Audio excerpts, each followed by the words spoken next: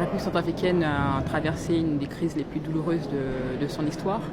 Donc face à cette crise, il fallait donner une nouvelle orientation à la République centrafricaine et notamment via la diplomatie, une ouverture de la République centrafricaine vers le monde était nécessaire. Il y a un débat qui n'a pas lieu d'être. Bangui a tout simplement, la République centrafricaine a tout simplement décidé d'avoir une diplomatie beaucoup plus offensive et beaucoup plus ouverte. Donc la République centrafricaine a des amis, a des partenaires, donc elle s'ouvre vers ses partenaires, elle consolide ses liens avec ces partenaires-là, donc notamment la Fédération de la Russie. Et dans ce sens-là, un pays ami qui répond positivement à une demande de coopération, nous ne pouvons qu'accepter et faire en sorte de consolider nos relations avec ce pays.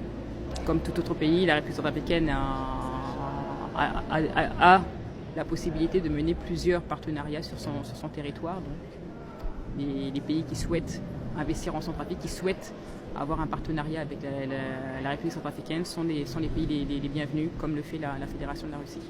Ce forum nous ouvre de grandes perspectives et d'ailleurs c'était notre souhait de pouvoir développer, comme je le disais au départ, la coopération, la relation bilatérale avec la Russie. Je pense que ce forum nous rassure dans cette démarche parce que la République centrafricaine regorge d'un fort potentiel et nous avons besoin justement que la Fédération de la Russie puisse inciter ses investisseurs à venir en République centrafricaine, faire découvrir au peuple russe davantage de la République centrafricaine parce que nous avons des liens qui datent pas d'aujourd'hui mais depuis un certain temps. Nous avions des étudiants centrafricains qui ont beaucoup étudié, qui ont fait des formations en Russie et il faudrait qu'on puisse relancer, redynamiser notre relation.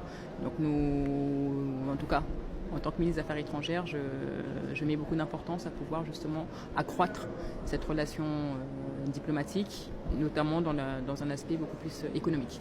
Parce que la République centrafricaine est aujourd'hui entame une marche vers le développement qui sera la seule condition et la seule garantie à la paix durable. Écoutez, je n'ai pas d'avis sur la question. C'est vrai qu'il y a un certain nombre de débats, mais la République centrafricaine a opéré de manière totalement transparente.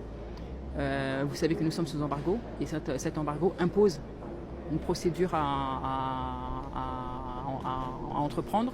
Dans le cadre de cette procédure, la République centrafricaine a fait toutes les démarches, a impliqué le Conseil de sécurité, parce qu'une demande d'ailleurs a été faite au Conseil de sécurité.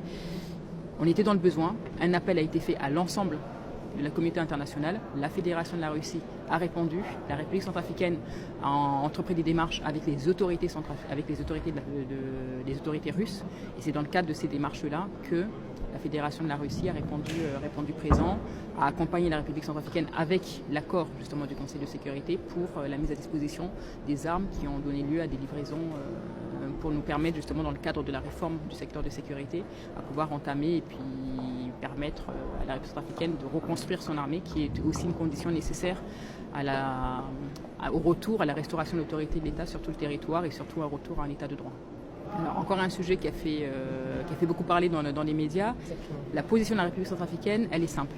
Aujourd'hui, la République centrafricaine, comme je le disais au départ, est un pays qui sort de crise et qui a entamé justement cette sortie de crise par une volonté ferme d'une résolution pacifique, donc par le dialogue. Donc la position de la République centrafricaine est celle d'encourager, que ce soit dans le cadre de la problématique du Kosovo avec la Serbie ou tout autre pays, veut dire il faut trouver un consensus, il faut avoir une démarche et d'ailleurs dans ce cadre-là, il y a un processus qui est en cours, qui est mené sous l'égide de l'Union européenne, qui a vocation justement à trouver une solution pacifique et consensuelle entre les deux parties. Et c'est cette position-là qui a été prise par la République centrafricaine d'encourager les deux parties à dialoguer et à trouver une solution pour le bien-être des peuples, du peuple. Pardon.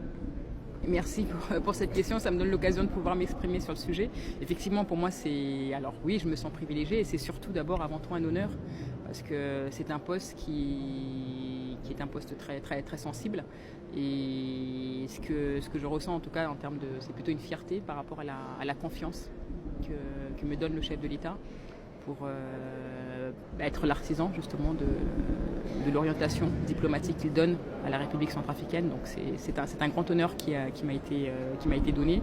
Et du fait de cet honneur, malgré les difficultés, la vie est faite de difficultés, malgré l'ensemble des difficultés qu'une femme ou un homme pourrait rencontrer à ce poste, je m'accroche à mes convictions.